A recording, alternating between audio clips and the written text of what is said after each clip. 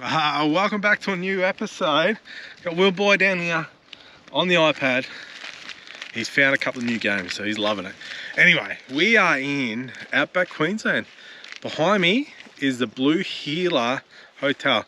This place has been one of the places that I've been, well, I don't know, it's been on my list to see for a long time. I've had a few beers, to be honest. $9 pints. I've had a bit of a session in there today, so I don't know where we're going on this episode. We've left Winton. Winton's like 150k that way. Cloncurry, maybe another 150k that way.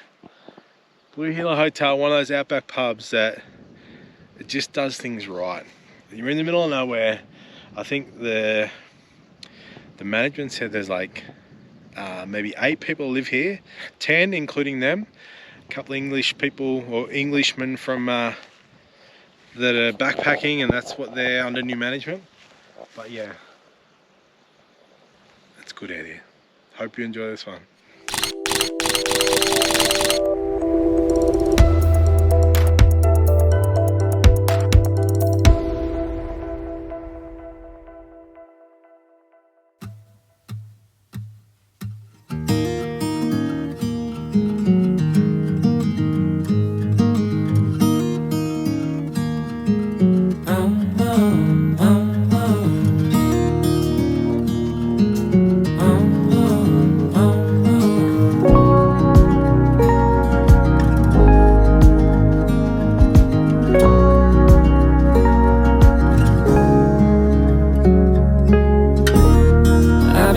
Like a wild man, sleeping like a child.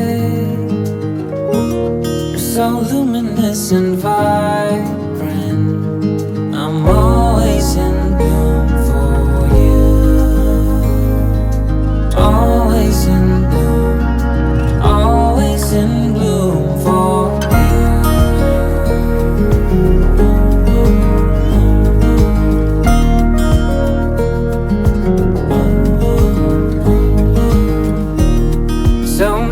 Times I've stranded, a castaway on unknown shore, although a stranger in this continent. I'm always in bloom for you. Always in bloom. Always in bloom for you.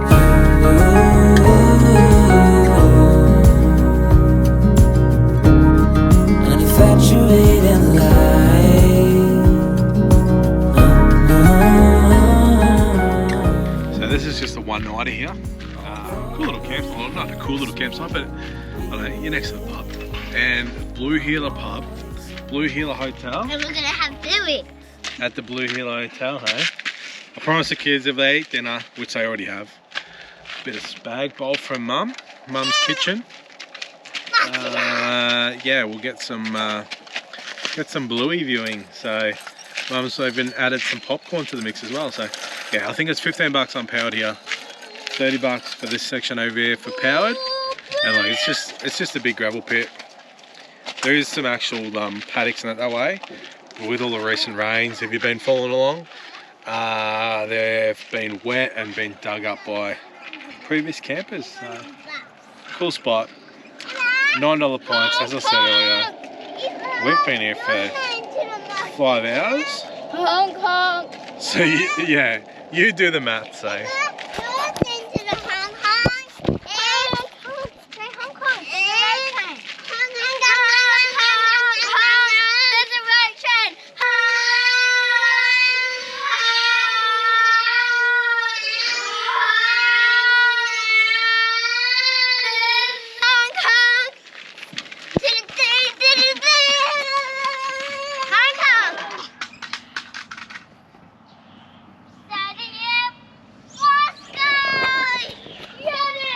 So not much going on in Kainuna? I don't know how to pronounce it. Apparently there's 8 people live here. And you can see that. There's a Ampole Roadhouse just here, and the pub's a couple hundred metres that way. So, but it's got a feel to it. It's just got a bit of a vibe, and I like that. as I land on the fence here that nearly broke. Yeah. These are the places I want to see. This is what I want to do on the trip. Places like, not the playground in particular, but I mean, the kids have eaten their dinner. So we're just out and about. My mum sort of cleans up a bit and get out of her hair. But yeah, sun's setting. There's not much else around for like 100 k's. Cloncurry, couple hundred, and then we're going to go a couple of 100 k's, and then we're going to go west into Northern Territory from here. Don't know how quickly that's going to happen because I think Northern Territory holidays are for another week. South Australia have apparently just started their school holidays, which is a bit random because Queensland just finished the first day back today actually.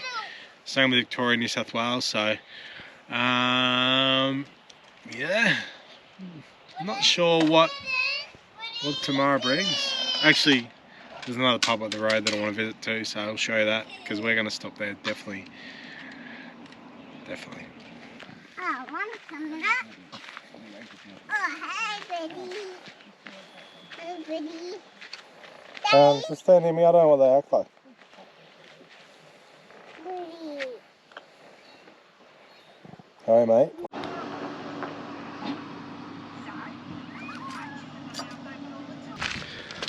So lovely little night in where were we last night? Blue Heeler Pub. Very quiet with all the road trains and that sort of going past, but didn't sort of hear too much. 75 cut the road, Walkabout Creek Hotel, famous from Crocodile Dundee. We're going to check it out. It's what's the time? Not for a beer. It's like 10:30 or something, so... Never too early for a beer. So I might call and have a beer here and then keep moving up to the curry, Cloncurry. Although it hurts me, be with you. I'm always in bloom, always in bloom for you, for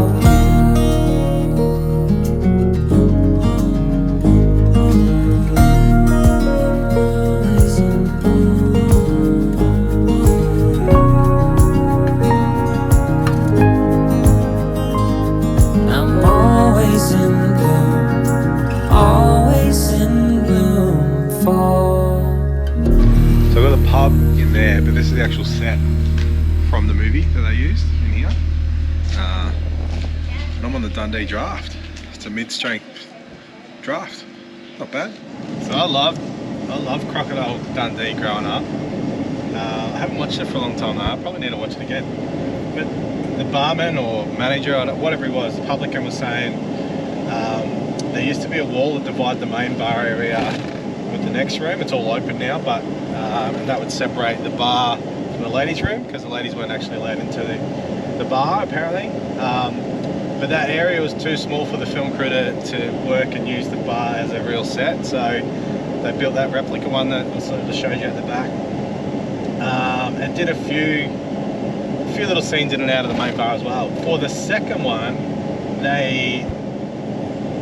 when they finished the first one, they took the whole replica bar away, the set. The second one, they didn't even go back to the pub apparently to film. That was just all done on the replica bar in some studio or wherever they filmed. And then the third one, I think was that the Los Angeles one maybe, they used McKinley, the town that the pub's in.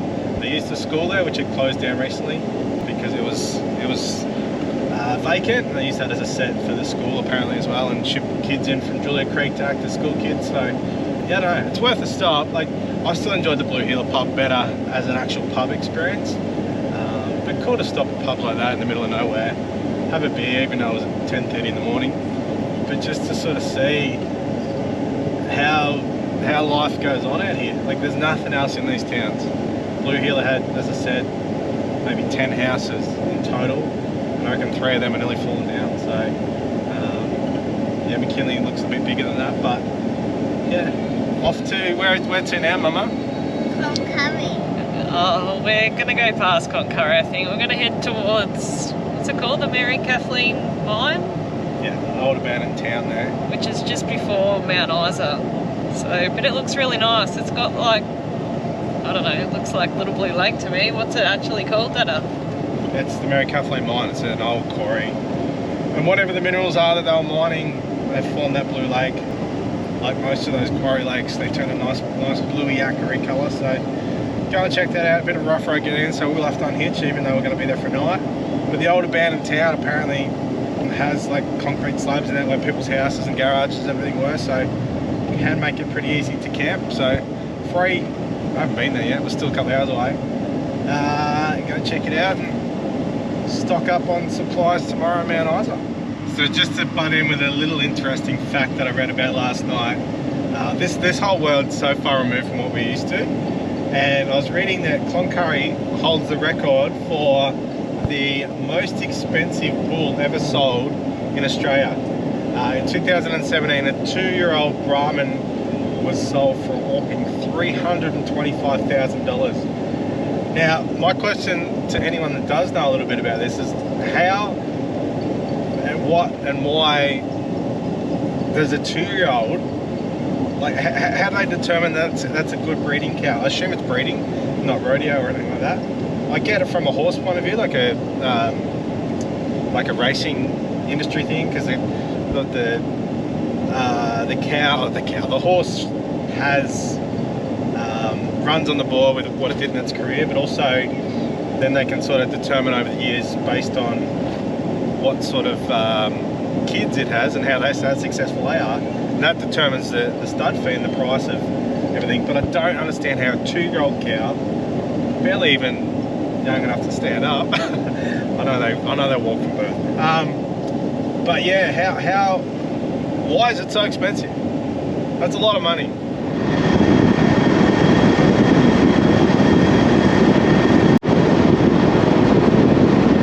So I've arrived at a place called Mary Kathleen. It's an abandoned town, I don't know, halfway between Cloncurry and Mt Isa. It's famous because it's an old mining town, basically. All the town's basically been demolished. You can see remnants of the swimming pool.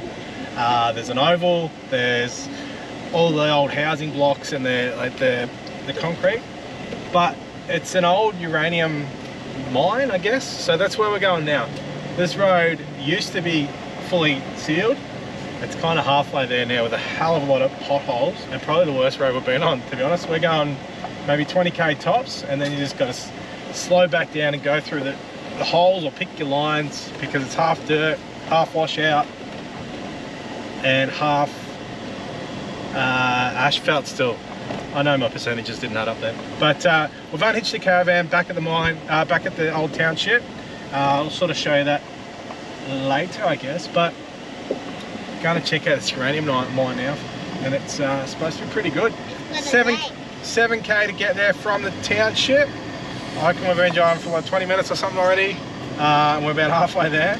So it's slow going on a good little patch at the moment. Yeah, I was going to say the size of the campsite is massive. They could hold concerts there. It's that big, and that many little warrens, rabbit warrens to go down and camp in, and it's free. So that's us for tonight.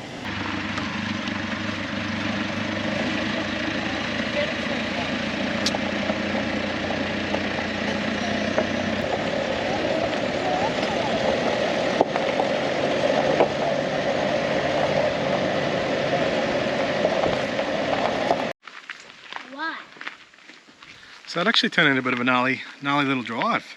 Almost borderline needing high clearance to get through. Anyway, we're going to see this mine now. Don't know whether it's up, down, or round and round.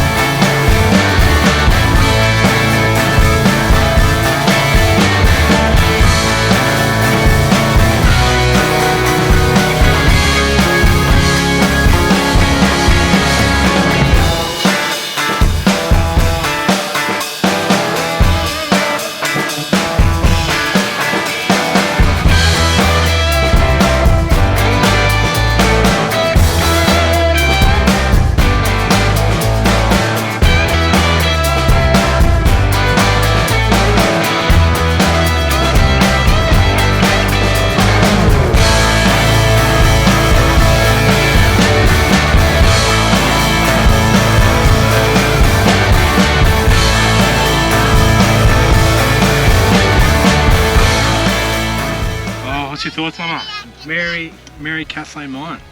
Yeah, it was really cool. Really, I don't know, different aqua colour.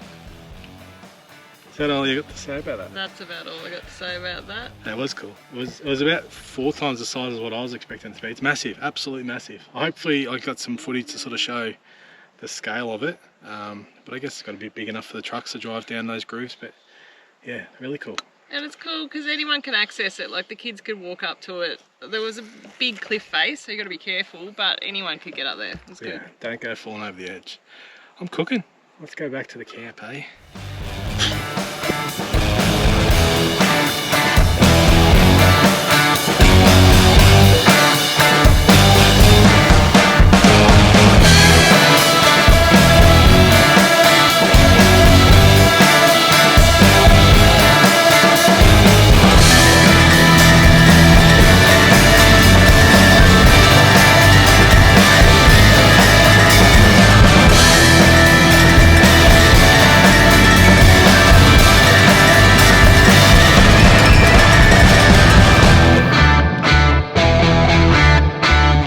Back at camp, we're at the Mary Kathleen township. We're currently in the market square. What do you want to say? And everything is broken down. Everything's broken down. So this town was established in the 50s, 58, after they found uranium at the mine we went to earlier. Rio Tinto built a whole town basically. It had police stations, cinemas, Olympic-sized swimming pool. It had shops. It had libraries. It had the works. And I think at its peak, there was 1,100 people living here. It was $8 a rent for a 2-bedroom house, and everything else was free. All food, drink, electricity, all the activities at this place were free. It's actually really cool because like, you go to an abandoned town or hear about abandoned towns, you think sort of ghost town from the Wild Wild West days, but this is full concrete, and you can sort of walk around and see where all the buildings were. Police station was over there, fire station was over there. There's some general shops back here, and then outside the market square you've got a couple of churches at the back, west end on the sports ground, the pool's just behind us, cinemas over that way somewhere, a gas station, everything at the top as you come in. It's just, I don't know, it's kind of one of them fascinating things that you don't really think about before coming here, but it's fascinating when you get here. Just out exploring with Will, and he kind of likes walking around checking things out as well. So Mary Kathleen, halfway between Cloncurry and Mt Isa, and as I said, you can camp in the whole town. I would reckon there's probably 300 vans in here at the moment, and you could fit another probably 1,000. It's massive and it's free, good access to the sun, good views, and it's pretty cool little, like it's a pretty little place, I guess, of yesteryear. So closed in the 80s, by the way. Look at the tigers! Tigers! And look at my tigers! Look at my tigers! Go and see the sun!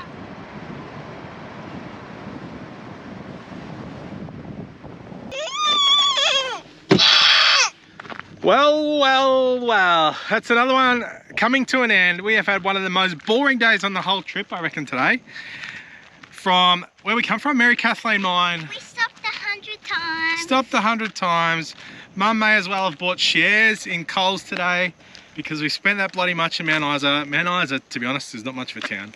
Any town that's built on the back of like with a whole mining thing as their centre of town, doesn't really do it for me. He was over there doing a wee behind the bin. Yeah, we won't show that side. But that's it for Queensland.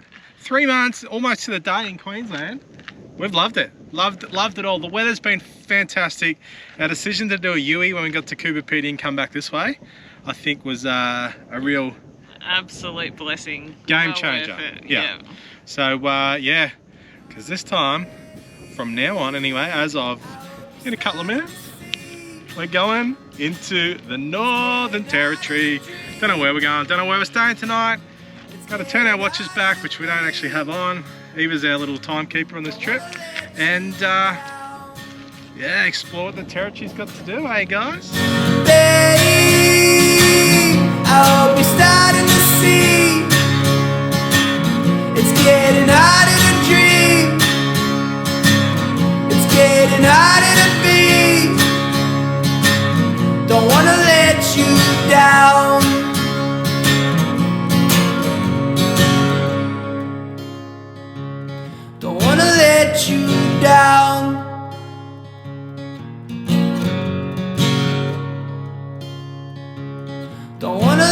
you down.